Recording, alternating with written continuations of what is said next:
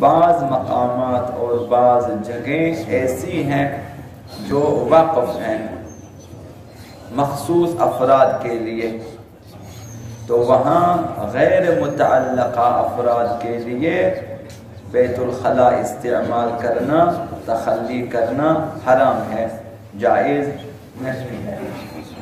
مثال کے طور پر اگر ایک ادارہ ہے کہ وہ ادارہ یتیموں کے لیے وقف ہے، کہ وہاں بعض یتیم رہتے ہیں جن کی سرپرستی کی جاتی ہے، وہ ادارہ جو ہے یتیموں کے لیے ہے، تو وہاں جو بیت الخلا ہے اور پانی ہے، وضو خانہ ہے، وہ بھی یتیموں کے لیے ہے، یا وہاں رہنے والے یتیموں کے لیے ہے، تو باہر سے ہم لوگ جا کر وہاں وضو نہیں کر سکتے، بیت الخلا استعمال نہیں کر سکتے۔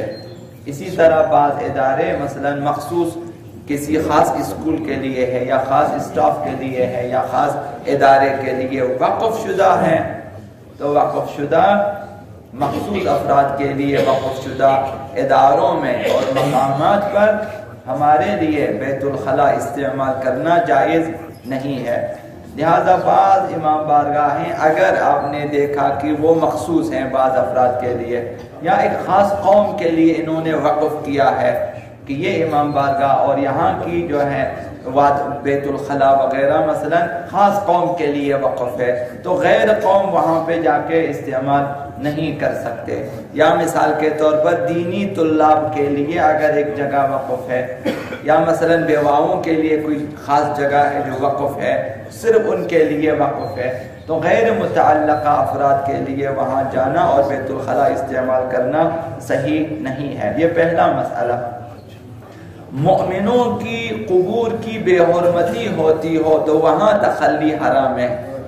ابھی آپ خود اس عرف کا ایک شخص ہے اور اس کا حصہ ہے اس معاشرے کا، آپ خود جائیں قبرستان، اگر کسی مومن کی قبر پہ کسی نے گندگی کی ہو تو کیا آپ سمجھتے ہیں کہ اس کی بے حرمتی ہوتی ہے؟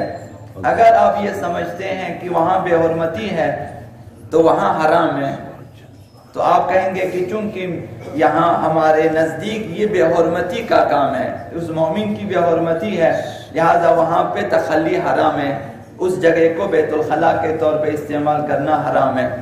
لہذا جو ہے ہمارے بچے اگر قبرستانوں میں جاتے ہیں، قبور کے پاس اگر نجاست کرتے ہیں، واش روم کے لیے بیٹھ جاتے ہیں، تو انہیں منع کرنی چاہیے اور انہیں بتانا چاہیے کہ وہاں مومنین کی قبریں ہیں، علماء کی قبریں ہیں اور متدین افراد کی قبریں ہیں، ان کی بے حرمتی ہوتی ہے، لہذا وہاں پہ جو ہیں بیت الخلا کے طور پہ ان جگہوں کو استعمال نہ کریں، قبروں کے پاس چھوٹا بڑا پیشاب کرنے سے جو ہے پرہیز کریں۔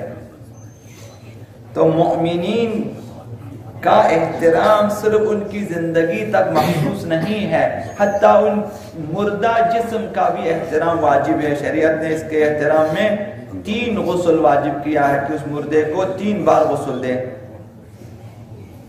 اور اسے حنوط کرے، خوشبو کر لیں اور اسے پاکیزہ کفن پہنا دیں اور اس پر نماز پڑھیں، گواہی دیں اس کے ایمان کی، اور اس کے بعد اسے دفنا دیں، پھر اس کی قبر کو بند کر دیں اور اس طرح سے دفنا دیں کہ جو ہے درندے اسے نہ نکال سکیں۔ یہ جسم کی بے احترامی ہوتی ہے، اس لیے یہ احترام مسلمان ہے، حتیٰ اس کے جسم کا بھی احترام ہے۔ اور ہمیں کہا کہ اس کے قبر پہ حاضری دیں، جبکہ روح قبر میں نہیں ہے، روح تو برزخ میں عالم ارواح میں ہے، وہاں صرف اس کا جسم ہے، اور ایک مومن کا جسم وہاں پر دفن ہے، اور مومن کی توجہ اس روح کی طرف، اس قبر کی طرف جہاں اس کی قبر ہے، تو اس کے احترام میں ہمیں جانے کا حکم دیا۔ والدین مرنے کے بعد ان کے اجسام کو ہم دفنا دیتے ہیں، لیکن والدین کی روحیں تو نکل گئی ہیں، اب اولاد کے لیے حکم ہے کہ جو ہے ہر جمعے کو جائیں والدین کی قبر پہ اور ان کے وہاں فاتحہ بھی پڑھیں اور ان سلام بھی کریں اور ان سے التماس دعا بھی کریں۔ یہ مومن کا احترام ہے۔ حضرت آقا رسول خدا صلی اللہ علیہ وآلہ وسلم نے کعبے سے خطاب کر کے فرمایا، پیغمبر اسلام نے کعبے سے خطاب کر کے فرمایا کہ کہ قسم بخدا مومن کا احترام تیرے احترام سے زیادہ ہے. کعبے سے خطاب کیا کہ قسم بخدا مومن کا احترام تیرے احترام سے زیادہ ہے. تمہارا ایک احترام ہے، مومن کا 3 احترام واجب ہے. مومن کی عزت، مومن کا مال، اور پھر جو ہے مومن کا خون، یہ سب کا احترام واجب ہے. یعنی کعبے سے بالاتر آقا امام صلی اللہ علیہ وسلم نے فرمایا کہ مومن کا احترام کعبے کے احترام سے زیادہ ہے. تو جہاں مومن کا احترام، مال ان کا محترم ہے، خون محترم ہے، اور اس کی آبرو محترم ہے، اسی طرح قبریں محترم ہیں. تو مومنین کے قبروں کے پاس جو ہے نجاست کرنے سے پرہیز کرنا چاہیے، واجب ہے، چونکہ بھی ان کی بے احترامی ہوتی ہے، لہذا حرام ہے. اور جہاں مقامات مقدسہ دینی امام بارگاہ ہیں، مساجد ہیں، مثلا اسی طرح دینی ادارے ہیں، مثلا امام زادوں کی قبریں ہیں، مثلا سادات کی اور مقدس مقامات ہیں، وہاں ان کی بے احترامی ہوتی ہو تو وہاں واش روم حرام ہے، وہاں پہ تخلی حرام ہے ان کے آس پاس میں. مساجد کا احترام واجب ہے اور ضروری ہے. ہمیں چاہیے کہ ہر انتظامیہ، ہر انجمن اپنی مسجدوں یا کسی مسجد کا انتظام ہو، اپنے مسجد کے اطراف کو پاک رکھیں، صاف رکھیں. یہ مسجد کا احترام ہوتا ہے. کہ دیکھیں حضرت اعلیٰ رسول خدا صلی اللہ علیہ وآلہ وسلم نے ارشاد المساجد مجالس الانبیاء، مسجدیں انبیاء کی محفل ہوتی ہیں. اب ارواح انبیاء یہاں پہ ہیں، تو جہاں انبیاء کی محفل ہوتی ہے اس کے اطراف کو ہمیں پاک و صاف رکھنا چاہیے، آلودہ نہ ہوں. زمین، اطراف، چھت، دیواریں سب کو پاک اور صاف رکھنا چاہیے. اس قدر بے حسی ہوتی ہے کہ مسجدوں کے آس پاس میں یہ شیعہ ہیں، واقعاً عجیب شیعہ ہیں کہ مسجد کی دکان میں بیٹھ کر گانے بجا رہے ہوتے ہیں، خانہ خدا میں گانے بجاتے ہیں. ایک ہی دیوار کا فاصلہ ہے، دیوار کے اس طرف آپ کی دکان ہے اور دکان میں گانے بج رہے ہیں، گالی گلوچ ہیں وہاں پہ مثلا، اور بھی شاید یہ گانے تو عام ہیں. تو مسجد کا احترام جہاں محفل انبیاء ہے، یعنی انبیاء کے پاس یہ ایسا ہے جیسے پیغمبر اسلام کی خدمت میں بیٹھ کر گانے سنیں. تو مساجد کا احترام واجب ہے. اور حضرت آقا امام باقر علیہ السلام نے مسجد کے احترام کے سلسلے میں فرمایا، یہ اس لیے عرض کر رہا ہوں کہ بعض مقامات پہ آپ جائیں گے دیکھیں گے مسجد کے اطراف میں واش روم ہوتے ہیں یا نہیں ہوتے، جو ہوتے ہیں وہ بھی اس قدر گندے ہوتے ہیں، لہذا کچھ فاصلے پر ہونے یا ایسا اہتمام ہونا چاہیے کہ نجاست مسجد تک نہ پہنچے، آلودگی مسجد تک نہ پہنچے. یہ اہتمام کرنا ہماری ذمہ داری ہوتی ہے. ہم اگر دینی مقدسات کا احترام نہیں کریں گے، دشمن آ کر احترام نہیں کریں گے. ہمیں احترام کرنا چاہیے. اولاد اگر والدین کا احترام نہ کریں، دوسروں سے پھر آپ گلہ نہ کریں. اگر ہم خود مساجد امام بارگاہوں کا احترام نہ کریں تو پھر دوسروں سے ہم گلہ نہ کریں. ہم یہاں پہ مساجد کا احترام نہیں کریں گے تو دوسرے آ کے دھماکے کریں، ان کو کہیں یہ خود ان کے نزدیک احترام نہیں، ہمارے نزدیک کیا احترام. ہم اگر قرآن کا احترام نہیں کریں گے دوسرے آ کے جلا دیں گے. تو پھر جو ہے 5ویں امام نے ارشاد فرمایا مسجد کے احترام کے لیے عرض کر رہا ہوں کہ لحدیث البغی فی المسجد، جو شخص مسجد میں بیہودہ باتیں کرتے، لا یعنی گفتگو بے مقصد گفتگو ہے، ہنسی مذاق ہیں تو لطیفے ہیں، یا مثلا ادھر ادھر کی غیبتیں، یا پھر قصے کہانیاں، یا بیٹھ کے چلو ٹائم پاس اور بنڈار کرتے ہیں مسجد میں، اس کے لیے عرض کیا.